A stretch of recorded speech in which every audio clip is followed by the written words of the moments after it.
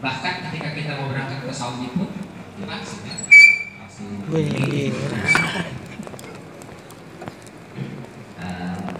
Ulama sudah membolehkan.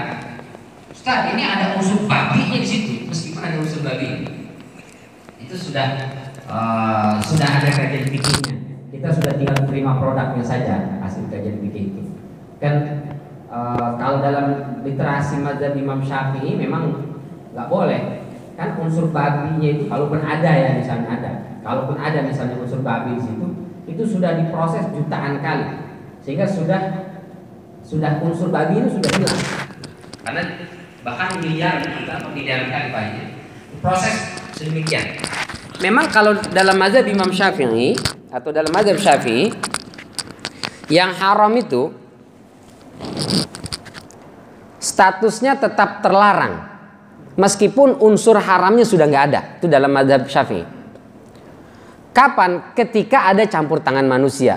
Ketika Rasul Shallallahu Alaihi Wasallam ditanya oleh para sahabat, ya Rasul, nih khomer nih haram. Ini kan banyak nih bergentong-gentong kita punya khomer. Kalau dibuang sayang. Boleh nggak tutakhazu khallan, dijadikan sebagai khallan? Khallan itu cuka. Cuka hukumnya halal apa haram? Halal lah, cuka, masa haram? Tapi ini terbuat dari khamr. Daripada khamr dibuang mubazir, boleh nggak dia dipakai sebagai atau diproses menjadi cuka? Kata Rasulullah, lah, nggak boleh. Berdasarkan hadis ini Imam Syafi'i itu berpendapat bahwa unsur keharaman tidak berubah hukumnya meskipun unsur keharamannya sudah hilang. Selama proses penghilangannya ada keterlibatan campur tangan manusia. Sekarang unsur babi ini ada apa enggak? Udah nggak ada. Sebelumnya ada. Kemana dia? Sudah hilang, diproses. Ada keterlibatan manusia nggak? Ada. Berarti dalam mazhab Imam Syafi'i tidak boleh vaksin. Nah, karena unsurnya hilang dengan ada keterlibatan tangan manusia.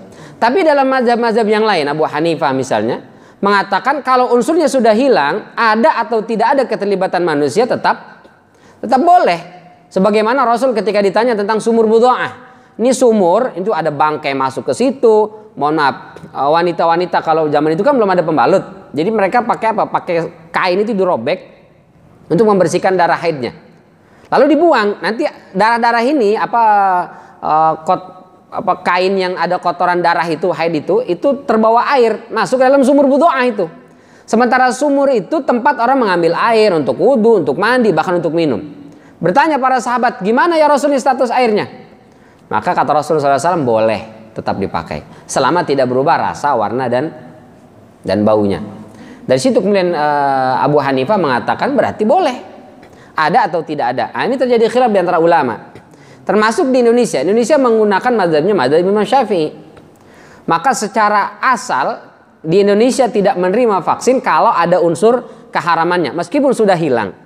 Tapi MUI kenapa membolehkan? Karena tadi itu kita termasuknya di darurah. Oh, saya sih nggak darurat banget, saya sehat-sehat aja. Darurat bukan skalanya individu, skalanya nasional bahkan internasional. Karena hukumnya darurat skala internasional, maka dipakailah jalan keluar tadi. Ada mazhab yang membolehkan menggunakan vaksin ini. Saya kira kajian secara fikih udah clear. Secara fikih itu clear. Kita kaliber kita dibandingkan dengan Abu Hanifah, dibandingkan dengan Imam Syafi'i, nggak ada apa-apanya lah. Bahkan dengan ulama-ulama yang ada di Majelis Ulama Indonesia itu, mereka profesor doktor. Bahkan mereka ada orang-orang yang ahli dalam bidangnya. Kita nerima produk mereka saja, insya Allah selamat, Pak. Hasil fatwa MUI kita pakai pedoman dalam kehidupan kita sehari-hari, itu saja sudah cukup selamat. Ketika besok ditanya, kenapa kau melakukan ini? Ada fatwanya MUI. Nah udah, mereka yang tanggung jawab, selesai. Apalagi bukan hanya MUI, Lajnah Daimah. Lajnah itu majelis ulamanya Saudi. Mereka sudah memfatwakan, boleh silahkan, tidak masalah. Kenapa kita tidak mau divaksin? Pertama kita khawatir, takut jarum suntik misalnya. Saya takut. Itu buktinya ada tentara badannya keker begitu suntik. Ada yang begitu gitu. Itu pertama mungkin. Saya berani disuntik. Yang kedua mungkin ya masih ada ini semacam virus ini konspirasi. Di vaksin itu akan ditanamkan chip. Nanti data-datamu akan terdeteksi dimanapun kamu berada. Wallahu alam, mungkin benar mungkin enggak, tapi sih saya termasuk yang tidak terlalu percaya dengan hal itulah. Ya. Vaksin dimasukkan semacam microchip, nanti kita akan dideteksi dimanapun berada, segala macam, diketahuan, ketangkap bisa. Lagian kita mau ngapain sih? Emang musuh kita siapa sih? Sampai mau dicari-cari begitu? Gitu. Ya. Apa sih kebutuhan kita? Ya nggak usah pakai microchip gitu kan? KTP kita aja kadang ngurus KTP susah Pak, padahal sudah elektronik tuh. Masih mesti ada fotokopi ini, fotokopi lagi. Loh, elektronik ngeceknya kan tinggal mestinya ada gitu. Ternyata juga mesti ada human errornya juga, nggak ketemu juga gitu. Jadi nggak usah lah ya. Kalau memang ini karena ini bisnis dari Cina, ya memang lah, mau gimana lagi kita ya. Apa kita yang tidak terlepas dari bisnisnya Cina? Vaksin, ya vaksin. Ya, apalagi nama vaksin itu Sinovac itu singkatan dari Cina banget itu. Sinovac, sini OE vaksin, Cina banget Pak.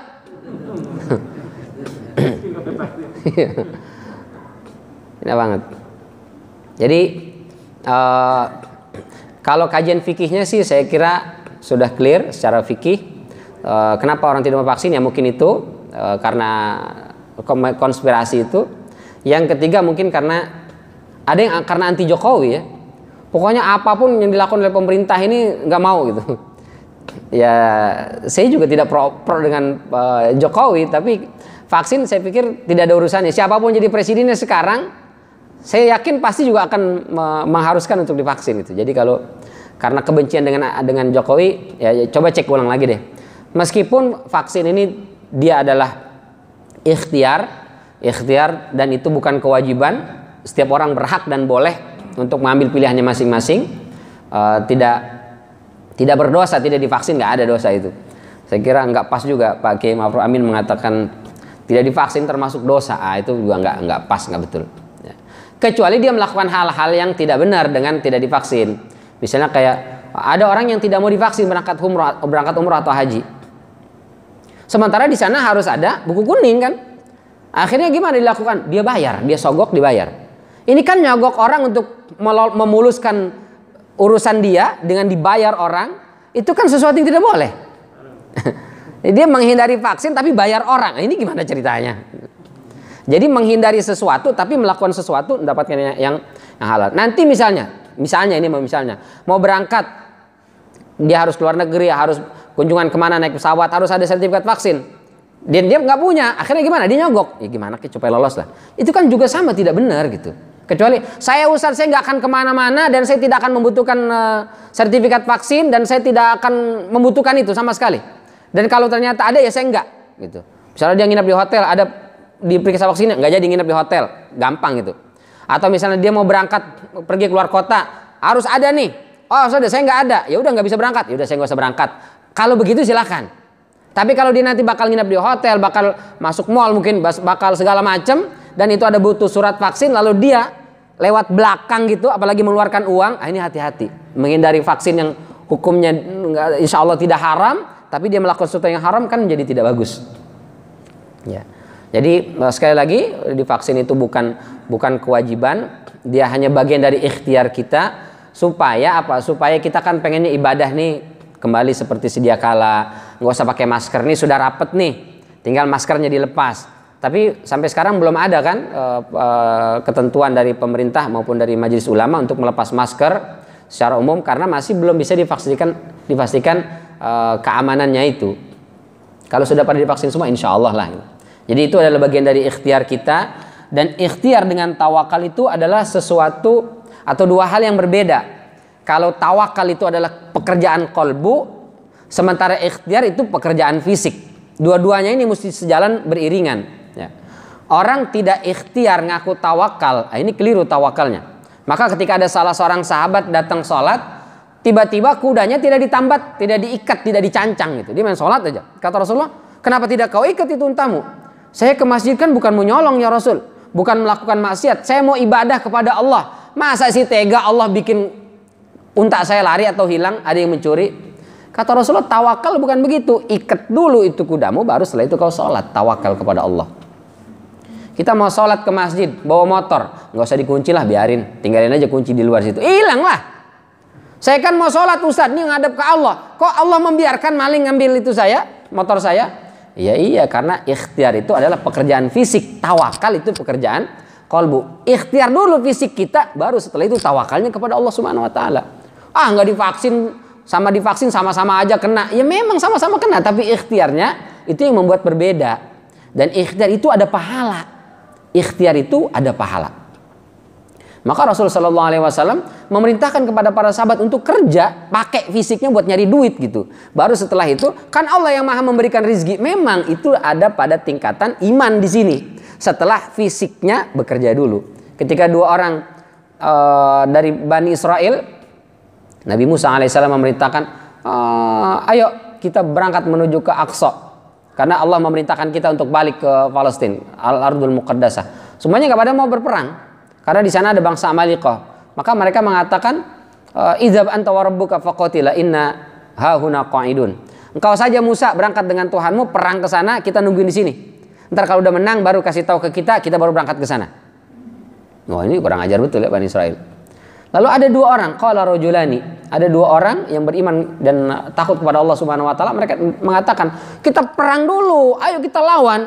Kita kan di Mesir tidak terbiasa berperang. Di Mesir itu kita oleh Fir'aun dijadikan kelas terendah itu, ya. Kasta terendah, nggak boleh jadi orang kaya, nggak boleh jadi pejabat, nggak boleh jadi tentara, tidak terbiasa berperang. Ketika Nabi Musa alaihissalam membawa lari mereka dari kejaran Fir'aun, mereka nggak bisa melawan karena secara fisik mereka nggak memiliki keahlian untuk berperang. Ya. Maka begitu disuruh masuk ke Aqsa, mereka nggak mau. Kenapa? Kalau ke sana kita pasti berperang dan kita pasti kalah katanya. Jadi belum perang udah meyakini pasti kalah. Maka mereka nggak mau berperang. Nah, dua orang ini mengatakan kita lawan aja dulu perang aja dulu. Bisa nggak bisa, menang nggak menang, penting kita perang dulu. Baru wa 'alallahi falyatawakkalu in kuntum mu'minin. Baru setelah itu kita bertawakal kepada Allah. Jadi tawakal itu setelah ikhtiar fisik ini baru tawakal itu. Ini banyak yang ikhtiar fisiknya kagak langsung ujug-ujug aja tawakal. Nah, ini sesuatu hal yang tidak pas gitu. Baik. Jadi saya mengajak gitu kepada para jamaah tidak hanya di sini, dimanapun berada, ayo sama-sama kita ikhtiar untuk sama-sama kita terbebas dari wabah ini, sehingga mudah-mudahan dengan begitu kita sama-sama bisa beraktivitas seperti sedia kala dan juga yang paling penting bisa beribadah dengan nyaman, dengan aman dan juga tanpa ada rasa kekhawatiran. Orang-orang beriman itu ketika ditakut-takuti, dia tidak takut, dia hanya takut kepada Allah Subhanahu wa taala. Apa ayatnya itu?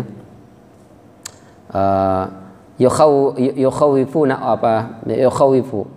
ayatnya itu? Orang-orang datang menakut-nakuti. Orang-orang beriman itu takutnya hanya kepada Allah Subhanahu wa taala. Jadi kalau dia nakut-nakutin, nanti kalau divaksin akan begini, akan begitu, akan begitu. Kalau kita beriman, oh saya nggak takut dengan itu, saya takutnya kepada Allah Subhanahu wa taala. Kenapa kau divaksin? Saya divaksin bukan untuk ke mall, bukan untuk jalan-jalan, tapi saya untuk bisa beribadah kepada Allah dengan rasa aman, rasa nyantai, rasa tanpa ada ketakutan, karena saya merasa 3 kali lebih kuat dari orang yang tidak divaksin. Nah, mudah-mudahan dengan niatnya karena Allah Subhanahu wa taala, Allah jadikan ikhtiar kita sebagai ibadah dan dia bernilai pahala di sisi Allah Subhanahu wa taala. Baik. Panjang juga nih ngomongin vaksin ya. Kita masuk ke kajian kita, yaitu surat Al-Adiyat. Masih di surat Al-Adiyat, di bagian ketiga dari surat, dari ayat 9 sampai dengan 11 di surat Al-Adiyat ini.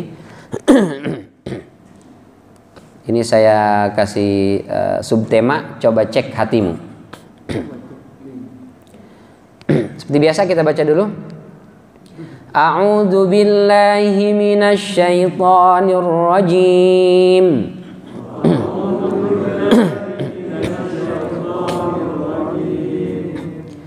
Bismillahirrahmanirrahim.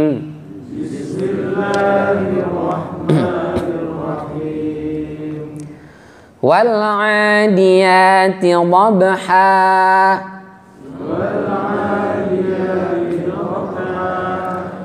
فالموريات قدحا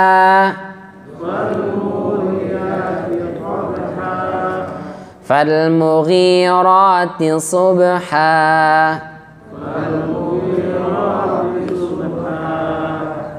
فأثرن به نقعا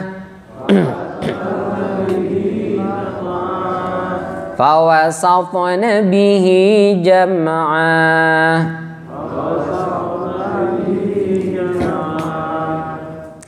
إن الإنسان لربه لكنود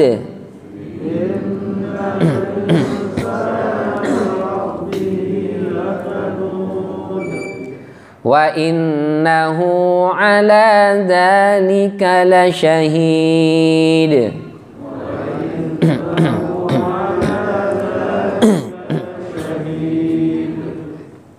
وإنه لحب الخير لشديد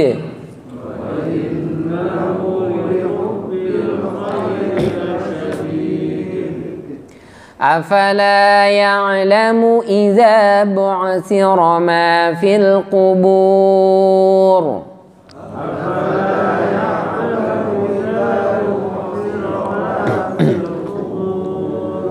وحصل ما في الصدور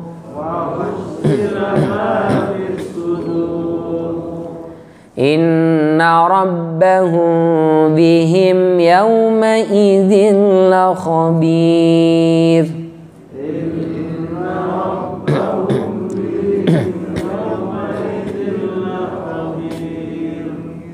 Sadaqallahul azim. Baik, kita masuk ayat 9. Afala ya'lamu idza bu'thira ma fil qubur. A itu apakah, fala maka tidak. Kalau afala maka apakah tidak. Ya'lamu mengetahui dari kata alima, idza apabila, bu'thira dari kata ba'sara artinya bangkit. Kalau bu'thira berarti dibangkitkan. Tidakkah dia mengetahui apabila dibangkitkan ma apa yang fi di dalam al-qubur, kubur. Al-qubur artinya kubur atau kuburan. Nah, itu sudah bahasa Arab tuh.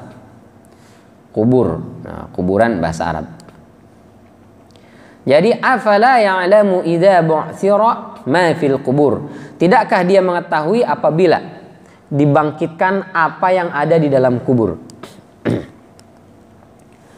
Mana bu'thira, Ibnu Ashur mengatakan al-inqilab. Dibalikkan. Inqalaba yang qalibu inqilaban artinya dibalik. Sementara Az-Zamakhsyari mengatakan terdiri dari al-ba'ts, bangkit dari kubur, dan juga an-nasr, bertebaran. Jadi bu'thira itu bukan cuma dibangkitkan dari kubur, tapi juga dikumpulkan di mahsyar. Itu masuk dalam makna bu'thira. Jadi bu'thira mengandung dua makna, kata Az-Zamakhsyari dalam tafsirnya Al-Kasyaf. Setelah dibangkitkan, setelah itu bertebaran. Bertebaran itu maksudnya bukan kemana-mana, tapi berkumpul ke satu tempat. Ketika tiupan sangkakala pertama itu kal farashil mabsus, seperti kupu-kupu anai yang berterbangan. Ternyata kupu-kupu atau anai itu kalau berterbangan itu dia tidak tentu arah, yang satu ke sini, satu ke sini, satu ke sana gitu. Nah, itu tiupan sangkakala pertama, orang lari tuh ke sana kemari, tabrakan ke sini ke situ. Sementara ketika dibangkitkan dari kuburan, kal jaradil muntashir, seperti belalang yang bertebaran. Ternyata kalau belalang itu dia bergerak itu rapi dan rata, ya seperti semut. Pergerakan itu rapi. Jadi semut itu nggak ada yang kesana kemari, nggak ada. Ya. Semut itu dia akan jalan itu mengikuti komandonya. Jadi kalau kesini semua. Kalaupun ada yang berlawanan arah, dia nggak jauh-jauh pisahnya, dia membuat satu jalur gitu. Nah, ternyata belalang begitu. Hari kiamat itu yauma yuda'una ilan yuda'una apa ayatnya? Ilan nari jahannam da'a, itu yang penghuni neraka. Hari itu semua mendengar seruan suara, setelah itu orang akan datang ke suara itu. Kita ini bumi akan diratakan oleh Allah Subhanahu wa taala. Tidak ada lagi bukit, pegunungan ataupun lembah, semua itu rata, betul-betul rata. Untuk apa bumi diratakan? Untuk mengumpulkan seluruh manusia di satu tempat. Jadi nanti ada suara memanggil, maka semua yang dibangkitkan dimanapun dia keluar dari kuburnya itu, dia akan datang memenuhi panggilan itu, maka akan berkumpul di satu tempat. Idza dukkatil ardu dakkan dakka, bumi digoncangkan sedahsyat-dahsyatnya itu, betul-betul rata. Untuk apa? Untuk disiapkan, kata Ibnu Juzai, untuk disiapkan menjadi mahsyar, tempat berkumpulnya manusia. Kita di dunia ini saja berkumpul 7 juta orang katanya, konon kabarnya itu. Nggak cukup Monas itu menampung. Kemana-mana itu kan. Nah besok hari kiamat, miliaran manusia. Sejak pertama kali manusia, Nabi Adam alaihissalam, sampai manusia terakhir menjelang hari kiamat yang mati itu semua akan dikumpulkan di satu tempat. Nggak ada yang di atas, di bawah, semua rata. Dikumpul di satu tempat. Wah, butuh berapa luas bumi ini untuk mengumpulkan manusia itu. Nah dibangkitkan dimanapun itu, dia akan datang memenuhi panggilan itu, dan kita akan berkumpul di satu titik, di satu tempat dengan jumlah seluruh manusia itu. Ya Allah. Itu kata Zamakhsyari. Jadi ba'sara atau bu'sira itu maknanya dibangkitkan dari kubur, setelah itu dikumpulkan di mahsyar. In kanat illa sayhatan wahidah fa idahum jami'un ladaina muhdharun. Dalam surat Yasin ayat 53. Cuma sekali seruan, sekali, kalau orang kita mengenalnya tiupan sangkakala. Sekali tiupan trompet sangkakala itu sayhatan wahidah, kata Allah. Sekali saja, fa idahum jami'un ladaina muhdharun. Maka semua manusia itu langsung hadir di situ. Beda kalau sekarang kan? Berapa kali panggilan tetap kagak nongol-nongol dia. Allahu Akbar, Allahu Akbar. Masjid Al-Ikhlas sudah tuh manggil. Dia masih tetap ngorok. Nanti ada di sana Allahu Akbar, Allahu Akbar. Masih juga enggak. Di sana kadang HP-nya pun bunyi, Pak. Allahu Akbar, Allahu Akbar. Diambil sama dia, matiin. Beberapa panggilan enggak nyaut-nyaut nih orang ini. Besok hari kiamat sayhata wahidah. Sekali saja faidahum muhdharun, langsung semuanya itu ngumpul, datang kita, Pak. Sami'na wa ata'na. Ada yang mukanya sambil cembetut bin cemberut, ada yang mukanya sumringah, semua datang berkumpul di satu tempat itu. Nah, itu mana bu'sira ma fil kubur, dari kuburan semua dikeluarkan. Ya Allah. Maka Syekh Shalih Al-Utsaimin mengatakan hendaknya manusia mempersiapkan diri untuk menghadapi setelah kematian itu, bukan sibuk mengumpulkan harta dan mengejar dunia. Kita ini mengejar harta, mengejar dunia, enggak haram, boleh. Tapi dijadikan harta, gemerlap dunia ini, kedudukan, jabatan, apapun yang ada di dunia ini, untuk apa? Untuk mempersiapkan diri kita menghadapi hari ini. Idza bu'sira ma fil kubur. Karena kita pasti akan mati. Sekaya apapun kita pasti mati. Enggak ada orang kaya usah dia tuh, saking kayanya dia bisa beli pil anti malakul maut. Enggak ada itu. Tetap. Ya. Mau yang divaksin kayak, mau yang nggak divaksin kayak, kalau di saatnya mati, mati juga dia. Meninggal. Nggak ada yang nggak mati. Kita pasti mati. Dan setelah mati itu, kita pasti akan dibangkitkan. Nggak ada setelah mati udah selesai urusan. Nggak ada. Justru setelah mati itu, itulah awal kehidupan abadi kita. Kematian itu sebagai gerbangnya, pintunya. Disitulah kita akan dimintai pertanggungjawaban oleh Allah Subhanahu wa Ta'ala. Maka orang beriman, dia menggunakan seluruh fasilitas yang Allah berikan dari dunia ini untuk memperbanyak pundi-pundi pahala dan kebaikan dalam rangka menyiapkan hari ini.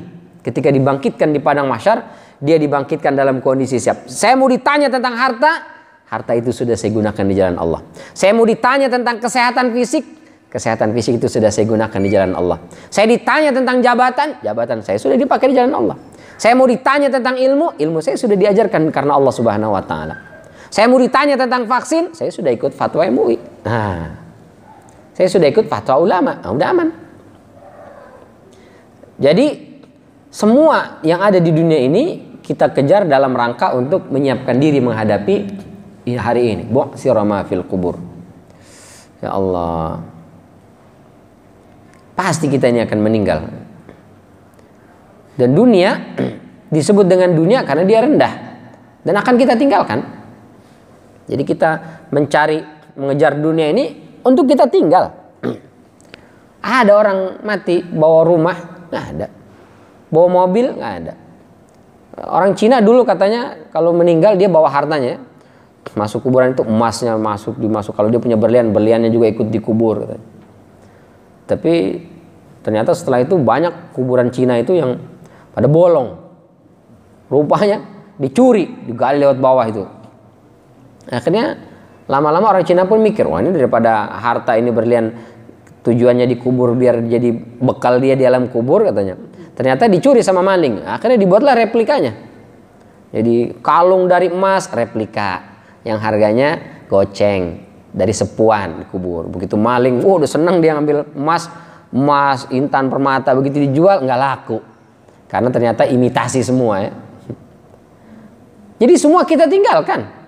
Kita pontang-panting bikin rumah mewah, besok mati kita tinggal. Kita beli mobil mewah, besok kita mati kita tinggal. Bahkan punya istri cantik, kalau kita mati kita tinggal. Ada yang dibawa, nggak bakalan lah. Biar kata itu istri nangis, bang, aku nggak rela bang, aku nggak bisa hidup sendiri bang. Ya udah bu, kalau gitu masuk aja kalian kubur, nggak mau juga. Ya pasti begitulah. Atau ada ibu-ibu yang mau dicemplungin ke kuburan bareng sama suaminya, nggak ada, nggak bakalan. Semua akan kita tinggal. Jadi kenapa kita sibuk menghabiskan waktu kita untuk mengejar sesuatu yang bakal kita tinggal sehingga melupakan sesuatu yang bakal kita bawa. Nah itu yang jangan sampai terjadi. Bukan berarti umat Islam nggak boleh kaya, nggak boleh jadi pejabat, haruslah. Umat Islam yang harus jadi pejabat, umat Islam harus jadi orang kaya, umat Islam harus jadi orang-orang yang pintar supaya kepintarannya, jabatannya, kekayaannya digunakan untuk maslahat agama Islam ini. Rasulullah butuh sosok Umar ibn Khattab, ya, pemberani itu. Tapi juga Rasul butuh sosok seperti Utsman ibn Affan yang duitnya banyak dan dermawan. Karena untuk bangun masjid saja nggak bisa. Allahu Akbar, datang kubah, datang keramik, nggak bisa. Harus ada yang transfer, harus ada yang bayar, harus ada yang tanda tangan, baru jadi. Jadi kita butuh uang, butuh harta, dan kita butuh kebijakan, butuh tanda tangan. Maka dibutuhkan orang-orang yang menduduki jabatan dan juga memiliki harta. Dengan begitu Islam akan kuat. Gitu. Tapi jangan sampai kemudian itu menyibukkan kita semua dari menyiapkan diri untuk menghadapi setelah kematian. Maka Allah ingetin, afala ya'lamu idza bu'thira ma fil qubur. Ini orang diajak salat dia nggak mau. Ayo salat subuh, ini harus berangkat jam 4. Iya silakan, nggak apa-apa, nanti setelah itu salat subuh. Iya. Tapi ini enggak, berangkat jam 4 sampai sana jam 8 lewat salat subuhnya. Zuhur gitu juga, nggak sempat, sibuk sekali, terlalu sibuk sampai nggak sempat ibadah kepada Allah Subhanahu wa taala. Kalau sibuk nggak sempat ngaji masih mending lah ya. Sekarang ayo ngaji, aduh saya sibuk banget nggak sempat ngaji Ustaz. Ya nggak apa-apa, karena ngaji sekarang itu tinggal klik saja di HP Android kita, tinggal klik, semuanya udah muncul di situ kan. Mau ngaji siapa? Ustaz-ustaz dari Salafi, tinggal klik. Saya mau ustaz-ustaz dari NU, klik. Dari Muhammadiyah, tinggal klik. Dari Persis, tinggal klik. Tinggal klik. Saya mau ustaznya yang lucu, tinggal klik. Saya mau ustaznya yang bikin nangis, klik. Saya mau ustaznya yang serius, klik. Tinggal klik, tinggal pilih di sini, ada semua. Tapi ada orang yang nggak sempat, begitu pun nggak sempat gitu. Ya Allah. Lalu apa yang akan kita bawa besok menghadapi hari kematian? Sementara di dunia ini kita sebentar. Kalau kata Ali, irtahalatid dunya mudbiratan wartahalatil akhiratu muqbilatan wa likulli wahidin minhuma banun fakunu min abna'il akhirah wa la takunu min abna'id dunya. Kata Ali, bumi ini bergerak meninggalkan kita. Sementara akhirat dia bergerak juga mendekati kita. Jadi semakin lama kita semakin dekat ke akhirat, semakin jauh dari dunia ini. Semakin bertambah umur, ini kan semakin akan meninggalkan dunia ini gitu. Bertambah umur saya berarti berkurang jatah saya di dunia ini. Terus semakin bertambah semakin berkurang jatah kita di sini. Dan semakin mendekat kita dengan akhirat. Maka Allah ingetin, afala ya'lamu idza bu'thira ma fil qubur. Tidakkah dia mengetahui besok kalau mati, setelah mati dia akan dibangkitkan, dan setelah dibangkitkan dia akan ditanya oleh Allah. Dia akan diminta pertanggungjawaban dari semua yang dilakukan di dunia ini. Nah, itu berarti mengingat kematian bisa melembutkan hati yang keras karena cinta kepada dunia. Kalau kemarin wa innahu li hubbil khairi lasyadid. Kecintaan terhadap aksesoris dunia itulah yang membuat manusia itu hatinya beku. Kolbunya menjadi keras, dinasehatin galakan dia, diingetin lebih nyolot dia. Padahal punya utang dia, kita ingetin dia lebih galakan dia juga tuh. Ya Allah, hati orang yang keras tuh. Kenapa hati manusia mengeras? Karena lihubbil khairi lasyadid. Cinta terhadap dunianya berlebihan. Karena dia cinta terhadap dunia, maka dia takut kehilangan dunia ini. Karena dia takut kehilangan dunia, maka dia habiskan semua waktu, tenaga, energi buat ngejar dan ngumpulin dunia. Pegang mati-matian itu dunia. Karena dia takut. Maka orang-orang seperti itu takut mati. Takut mati orang seperti itu. Berarti divaksin takut mati, Ustaz. Justru divaksin tidak takut mati. Karena dengan divaksin itu dia menjadi orang-orang yang semakin dekat dengan Allah Subhanahu wa Ta'ala. Karena dia pengen saya ibadahnya lebih tenang. Tapi kalau vaksin, kenapa divaksin? Saya supaya bisa masuk mall. Itu cinta dunia juga itu. Dia udah divaksin tapi nggak pernah nongol di masjid. Nongolnya di mall, jalan-jalan, nginep di hotel. Ke masjid kagak pernah datang. Ini juga kagak benar itu ya. Jadi mengingat kematian itu yang akan melembutkan hati, yang mengobati cinta dunia tadi. Jadi di ayat 8-nya wa innahu lihubbil khairi lasyadid, langsung kata Allah afala ya'lamu idza bu'thira ma fil qubur. Jadi kalau hati ini sudah mengeras karena cinta dunia, maka kata Allah ingat nih kematian. Kalau perlu kata Rasulullah sering-seringlah datang ziarah kubur, lihat tuh di kuburan. Besok kita akan dimakamkan di situ. Besok kita akan ditaruh di situ. Besok jasad kita ini akan berkubang juga dengan tanah. Nah, dengan begitu hati kita menjadi lembut. Iya ya, kenapa saya kerja siang malam sampai lupa sholat demi bisnis saya.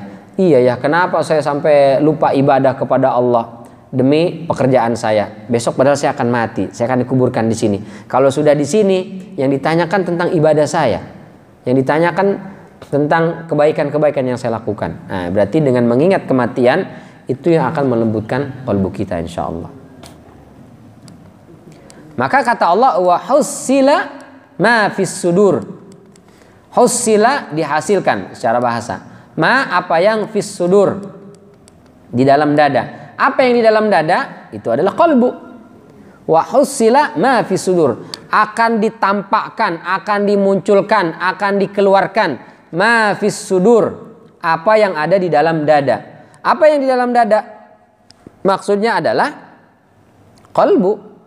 Hati kita itu yang di dalam dada. Dada saya ada selain kolbu ada lagi Ustaz, ada paru-paru, ada iga, ada jantung, segala macam.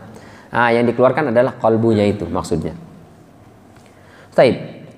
Apa sih makna hussila? Kata Ibnu Abbas maknanya ubriza, ditampakkan, diperlihatkan. Kalau kata Ibnu Ashur, jumi'a wa uhsiya, dikumpulkan dan dihitung. Kalau Ibnu Abbas itu hussila berarti dikasih lihat semuanya. Semua yang tersimpan di qalbu kita semua dikasih lihat. Kalau kata Ibnu Ashur dalam At-Tahrir wa Tanwir lebih detail lagi. Tidak hanya ditampakkan begitu saja, tapi dihitung. Dihitung, setelah itu dikasih tahu, nih kebaikan-kebaikannya ini ada sekian. Kamu selama hidup sholat kamu nih sekian kali, pahalanya dikali sekian, jumlahnya sekian. Nih infakmu sekian kali, totalnya sekian. Nih puasa kamu sekian kali, totalnya sekian. Ini dosamu sekian kali, totalnya sekian. Itu semuanya. Itu kata Ibnu Ashur. Jadi selain ditampakkan itu juga dihitung. Sementara Asy-Syanqiti mengatakan muyizal khaira minasyarr. Hussila itu artinya dipilah, dipilih dan dipilah.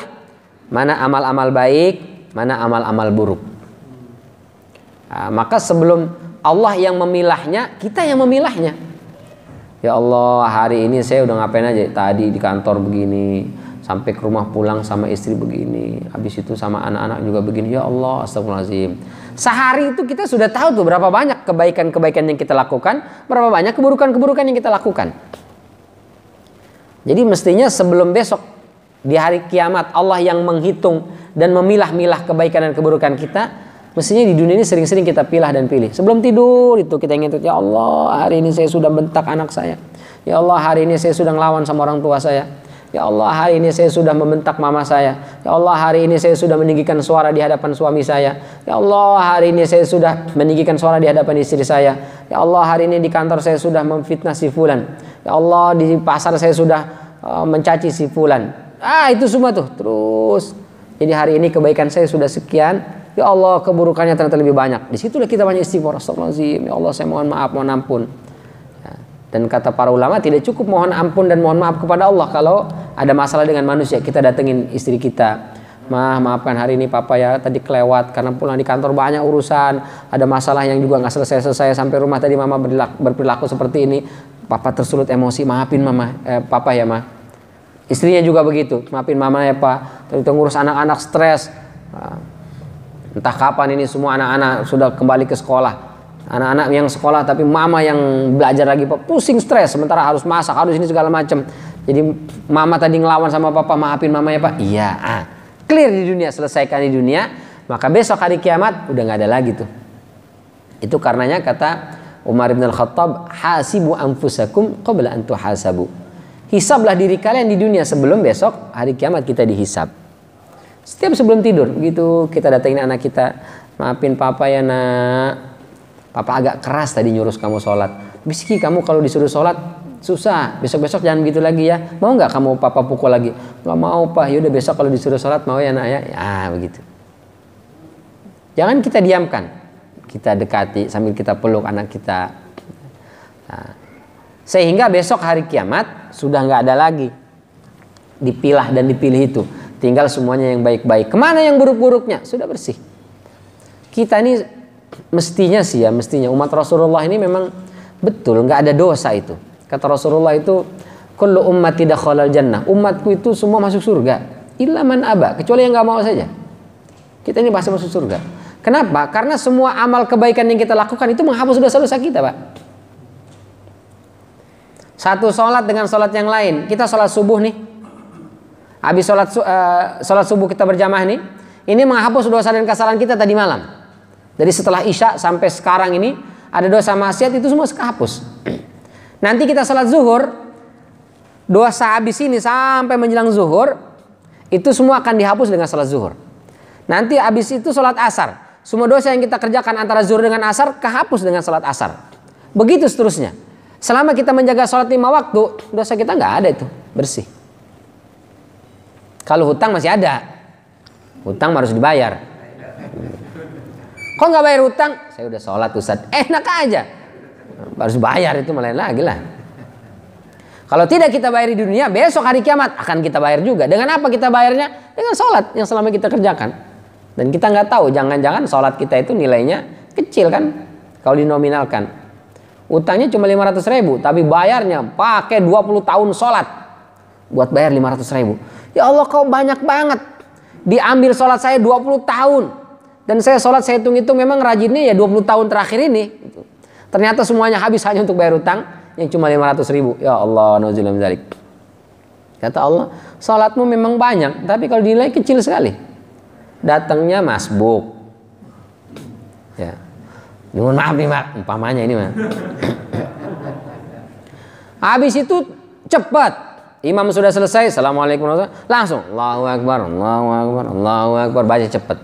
Itu kalau dirupiahkan, ya gope dah nilainya. Gope bukan 500.000, 500 perak. Berarti untuk bayar 500.000 butuh berapa kali gope coba itu? Ya, masih mending kalau 500 perak nilainya kalau dirupiahkan.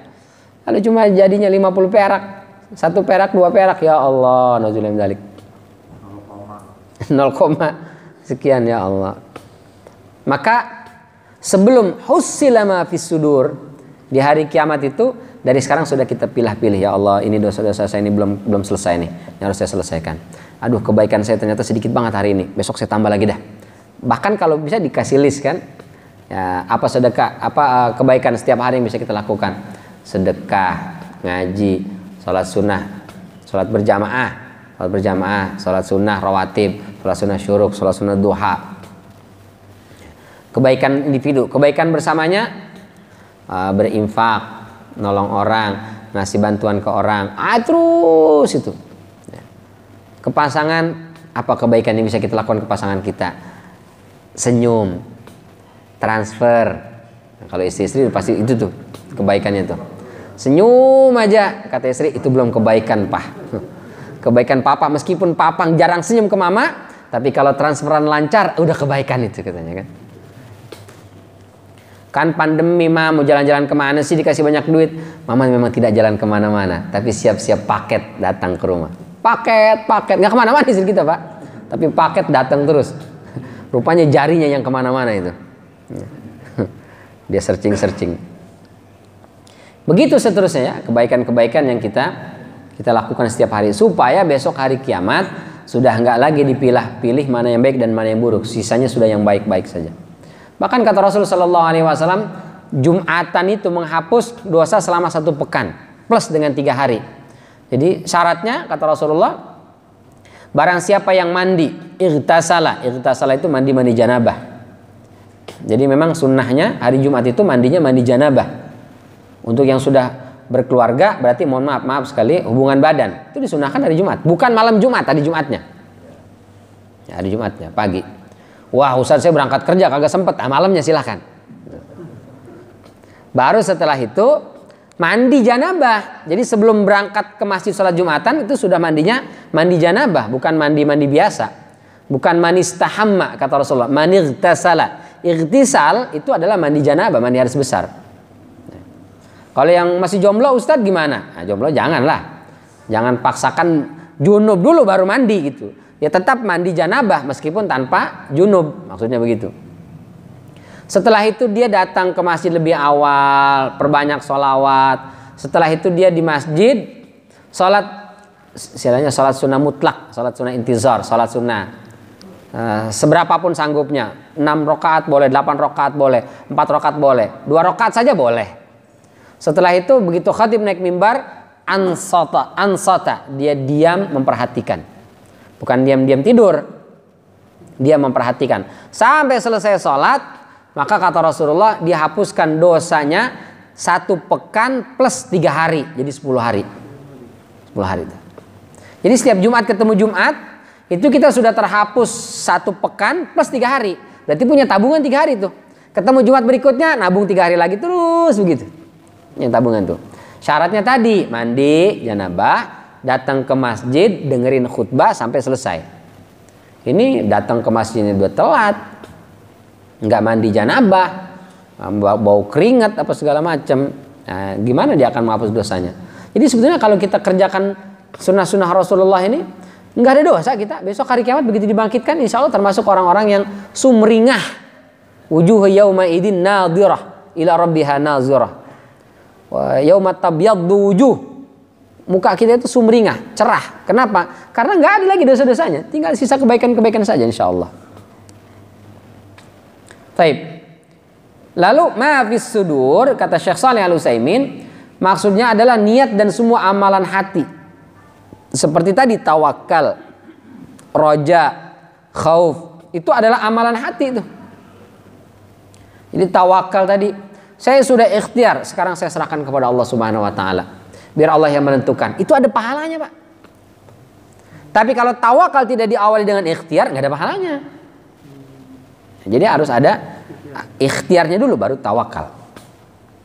Itu ada pahalanya. Kata Syekh Shalih Al-Utsaimin, itu akan ditampakkan oleh Allah Subhanahu wa taala. Boleh jadi ada orang ibadah fisiknya sedikit nilainya, tapi ibadah qalbunya banyak. Dia ada zikir khafi, dia suka ada khauf, takut kepada Allah Subhanahu wa taala. Ya. Apa annan nasa qad jama'u lakum fakhshawhum,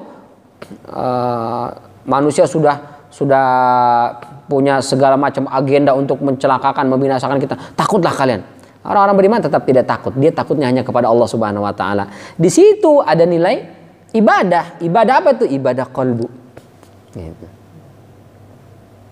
Ada orang nakut-nakutin, jangan divaksin. Nanti tuh kamu akan begini, akan begitu, akan dikuasai oleh Yahudi, Amerika, akan kamu ngumpet dimanapun kamu bakal ketahuan. Ya, emang mau ngumpet di mana sih? Dia bilang, oh saya tidak takut dengan itu. Biarpun dipasang 1.000.000 microchip di dalam tubuh saya untuk diawasi, Allah justru lebih kuat pengawasannya terhadap kita. Saya divaksin bukan karena itu. Saya divaksin karena saya takut kepada Allah Subhanahu wa Ta'ala. Saya takutnya hanya kepada Allah, maka saya pengen ibadah dengan maksimal. Ya, ikhtiarnya dengan divaksin. Jadi divaksinnya justru karena takut kepada Allah. Boleh jadi besok lebih besar pahalanya itu dibandingkan pahala sholatnya. Ya. Karena ada orang sholat tapi masih takut kepada makhluk. Ada orang sholat masih takut miskin. Ada orang sholat masih takut nggak dapat pekerjaan. Ada orang sholat ibadah tapi masih takut tidak mendapatkan kepercayaan dari atasannya, sehingga habis sholat, mohon maaf, dia jilat sana, dia jilat sini, dia sogok sana, dia sogok sini. Dia takut kepada makhluk. Ikhtiar ibadahnya betul dengan fisiknya, tapi di sininya nggak ada. Maka ketika itu boleh jadi pahalanya sangat kecil tadi. Sementara ada orang mungkin ibadahnya biasa saja, tapi tawakal kepada Allahnya, khauf khosyah kepada Allah Subhanahu wa Ta'alanya, roja berharap hanya kepada Allah Subhanahu wa Ta'alanya sangat kuat dan tinggi. Itu yang menyebabkan dia besok hari kiamat ketika hussila ma fis sudur, itu banyak sekali balasannya Allah siapkan untuk amalan-amalan kalbunya dia itu. Baik. Asy-Syanqiti mengatakan ma fis sudur itu maksudnya adalah qalbu. Nah, ini terjemahannya hati. Meskipun ini kita sampaikan berkali-kali, dia adalah terjemahan keliru yang ditolerir. Karena qalbu itu sebetulnya adalah jantung. Nah, itu posisinya di dalam dada. Maksudnya adalah semua amalan, kata Syekh Asy-Syanqiti, bukan hanya sekedar amalan-amalan qalbu, tapi amalan fisik juga. Kenapa? Karena kita sholat, kita zakat, kita berangkat haji atau umroh, itu ada niatnya dulu di dalam qalbu ini. Maka semua amalan yang jawarih fisik ataupun yang batin, yang amalan qalbu, itu semua sama. Letaknya adalah di dalam qalbu. Ya. Maka besok hari kiamat, orang yang beramal baik itu dipuji oleh Allah Subhanahu wa Ta'ala. Apa kata Allah dalam surat Asy-Syu'ara? Semua orang akan celaka. Harta, benda, keluarga tidak akan bisa menyelamatkannya, illa man atallaha biqalbin salim, kecuali mereka yang datang menghadap Allah dengan qalbu yang salim. Nah, qalbu yang salim itu apa? Qalbu yang bersih dari syirik, qalbu yang bersih dari riya, ujub dan seterusnya. Yang itu adalah buah dari sholat dia, puasa dia, sedekah dia, infak, zakat dan seterusnya. Wajilat qulubuhum. Ketika disebut nama Allah, wajilat qulubuhum, bergetar qalbunya. Nah, itu dipuji oleh Allah Subhanahu wa Ta'ala. Pun ketika amal buruk dikecam. Kata Allah dalam surat Al-Baqarah 283, fa innahu athimun qalbuh. Maka dia berdosa qalbunya. Padahal amalannya amalan fisik, tapi ternyata yang dinilai yang disebut oleh Allah Subhanahu wa Ta'ala asimun qalbuhu, berdosa hatinya. Kenapa? Karena orang berzina, orang korupsi, berarti perintahnya, servernya dari qalbu. Kenapa orang bisa mencuri? Qalbunya nih yang nyuruh, ya, qalbunya yang memerintahkan, maka dia tetap berdosa. Jadi kata Muhammad Amin Asy-Syanqiti, wa hussila ma fis sudur, itu berarti ditampakkan semua amalan kita, baik amalan jawarih, anggota fisik kita ini, ataupun amalan qalbu seperti tawakal, roja, khauf dan sebagainya. Itu semua besok hari kiamat akan ditampakkan dan diperlihatkan, bukan hanya untuk kita, diperlihatkan kepada Allah, diperlihatkan kepada malaikat, diperlihatkan kepada orang-orang yang pernah mengenal kita dan yang tidak mengenal kita. Jadi kerabat, tetangga, teman, semua akan lihat, oh dulu kamu waktu di dunia begini, oh di belakangku kamu begini mah, oh di belakangku kamu begini pak. Nah, kita ketahuan pak besok.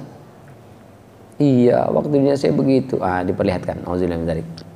Jadi yuk, sebelum besok hari kiamat ditampakkan oleh Allah Subhanahu wa Ta'ala, maka sejak sekarang kita selalu bermuhasabah, selalu introspeksi diri, lalu kita memohon ampun atas setiap kekhilafan yang kita lakukan. Maka Rasul mengajarkan kepada kita istighfar dan taubat itu setiap hari. Artinya muhasabahnya setiap hari. Hari ini sudah ngapain aja, kemana saja, apa saja yang terlontar. Di situ kita beristighfar dan memohon ampun kepada Allah, sehingga mudah-mudahan yang buruk-buruknya dihapus oleh Allah, yang tersisa hanya kebaikan-kebaikan kita. Dengan begitu Allah pantaskan kita untuk masuk ke dalam surganya Allah Subhanahu wa Ta'ala kelak. Amin, amin ya rabbal alamin. Baik, sampai di sini ada yang ingin ditanyakan, ditambahkan atau diluruskan? Jika saya keliru, falyatafadhal masykura. Ya. Itu yang tadi yang setiap perbuatan buruk itu ya. Kan tadi kan kalau sholat 5 waktu terhapus, kalau kita Jumatan gitu sunnah Rasul terhapus. Terus kalau sudah terhapus berarti nggak ditampakkan itu? Kalau sudah terhapus insya Allah tidak ditampakkan. Ya. Tapi ada sebagian ulama yang membedakan ma'fu itu atau afullah, maafnya Allah dengan maghfirahnya Allah itu berbeda katanya. Jadi kalau diampuni maghfirah itu berarti enggak dihisab tapi catatannya ada. Jadi dia pernah melakukan ini akan ditampilkan semua. Tapi itu tidak menyebabkan dia masuk neraka karena sudah diampunin. Tapi catatannya masih ada. Ya. Ibarat orang, lo utang sama gue ya, utang segini ya. Cuman nggak apa-apa, nggak usah bayar. Cuma pernah utang nih. Gitu. Kita sih nggak disuruh bayar, cuman ada utang ya, pernah utang ya gitu. Jadi besok minjem duit, waktu itu udah pernah utang ya. Gitu. Jadi itu ada yang membedakan. Tapi sebagian ulama mengatakan kalau Rasul bilang sudah dihapus ya sudah, nggak ada. Nah, kita sih mudah-mudahan berharap yang kedua itu. Jadi kalau sudah dihapus, mudah-mudahan udah nggak ada lagi. Insya Allah. Tinggal betul apa enggak gitu, sudah terhapus, itu aja masalahnya kan. Bagian ulama mengatakan yang terhapus itu ya dosa-dosa kecil saja dan dosa yang tidak berkaitan dengan manusia.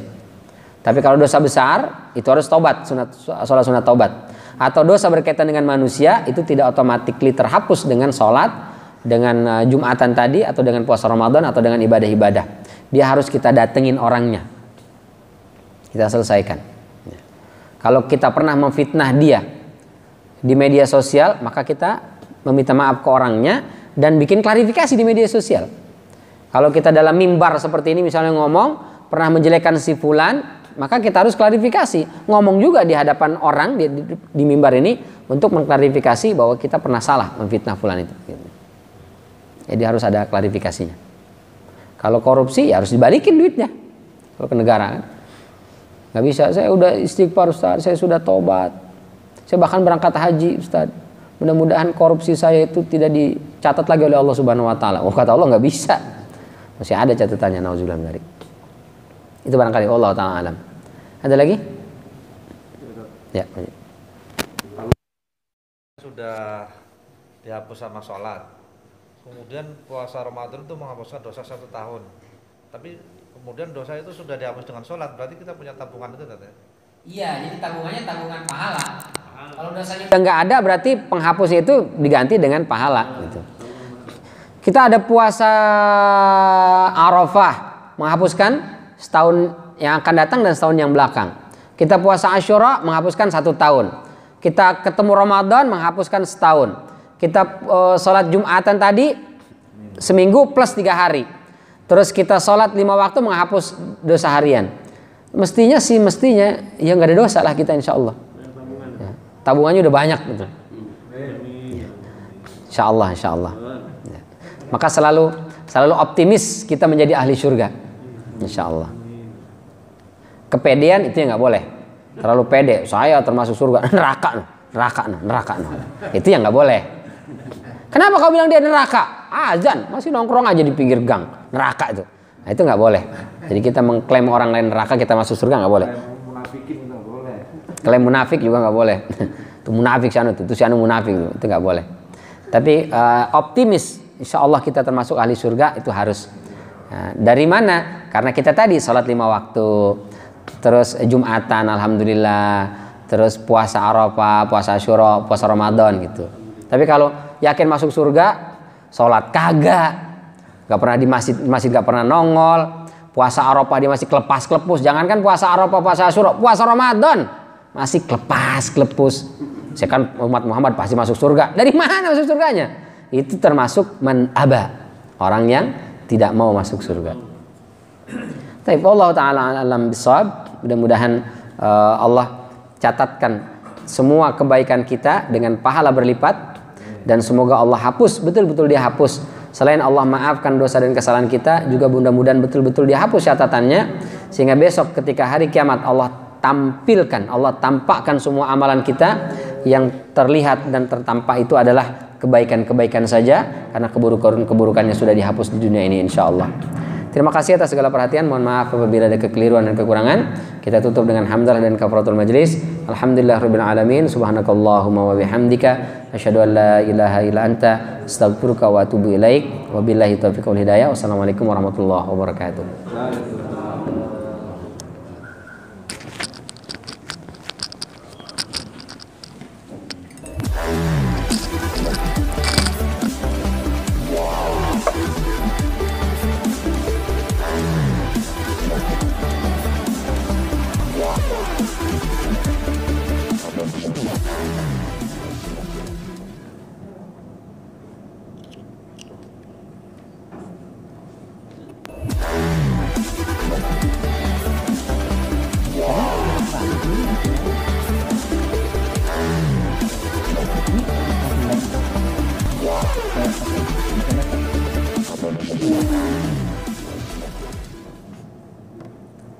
Kadang saya lihat yang beberapa besar itu kok merebak-rebak suaranya kurang ini.